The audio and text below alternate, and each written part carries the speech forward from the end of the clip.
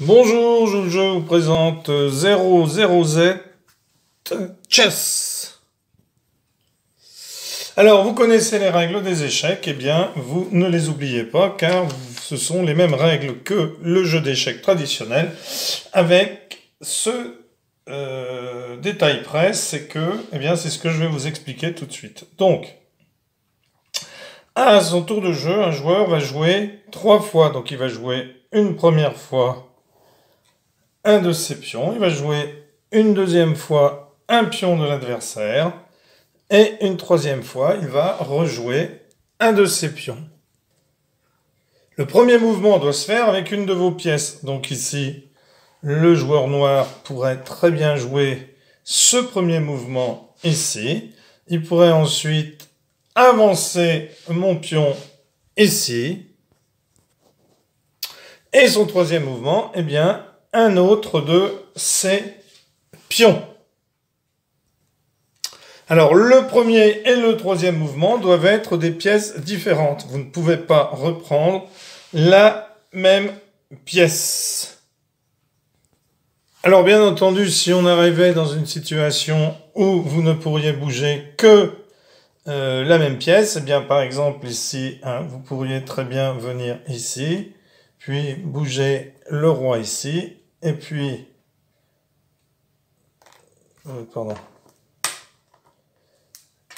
Et puis bouger le... Alors donc ici, et ici. Alors on aurait bougé une première fois le roi ici. Ici j'aurais bougé le roi. Et ensuite le pion noir se serait mis ici. Puisqu'ici on voit qu'il n'y aurait aucun autre déplacement possible puisque les deux pions les pions se bloquent.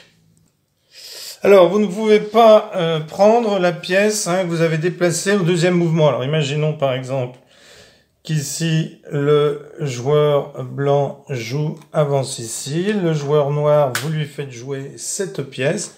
Eh bien, ici, vous ne pouvez pas prendre la pièce de l'adversaire que vous avez bougé au tour précédent. Alors ici, vous pourriez par exemple avancer le roi comme ceci. Alors bien entendu, tous les coups doivent être légaux. Imaginons le joueur blanc avance ici.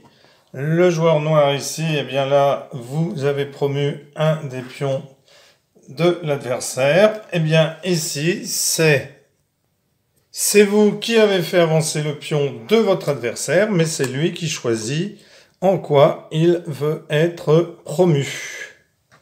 Et ensuite, eh bien, votre troisième coup serait par exemple celui-ci. Alors, si jamais au cours de la partie, votre premier mouvement met en échec le roi adverse, imaginons par exemple qu'on ait la reine blanche ici et le roi noir ici. Imaginons que la reine vienne se mettre ici en échec. Eh bien, le deuxième mouvement du joueur, le deuxième mouvement que vous devrez faire, c'est supprimer l'échec que vous avez créé en déplaçant votre première pièce. Et si votre deuxième coup vous met en échec, eh bien votre troisième coup doit vous sortir de l'échec.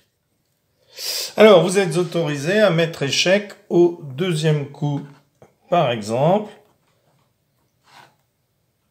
Donc ici comme ceci. Ici, pardon. Donc le joueur, donc vous avez déplacé ici la tour, vous devez enlever l'échec, mais ici, eh bien vous vous mettez là, et vous mettez votre adversaire échec et mat. Alors attention, parce qu'il peut arriver que vous puissiez être mis en échec vous-même par votre adversaire, mais alors que c'est vous qui jouez votre adversaire. Par exemple, vous pouvez très bien jouer ici. Ensuite, jouer comme ceci, et ici, eh bien, perdre la partie, puisque vous n'auriez plus de coups valides, par exemple.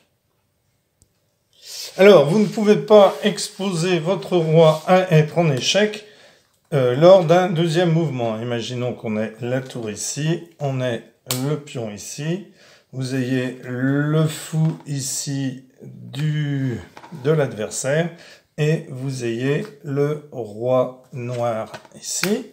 Donc vous jouez votre premier coup comme ceci, mais vous ne pouvez pas faire jouer votre deuxième coup ici ou le déplacer sur une autre case noire, puisque à ce moment-là, votre roi se retrouverait en échec.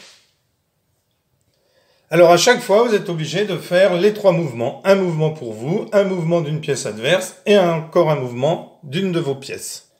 Alors si lors de votre tour de jeu, vous ne pouvez pas faire les 3 mouvements, eh bien malheureusement, la partie se termine. Voilà, merci pour avoir suivi cette vidéo. À bientôt pour une nouvelle vidéo. Au revoir.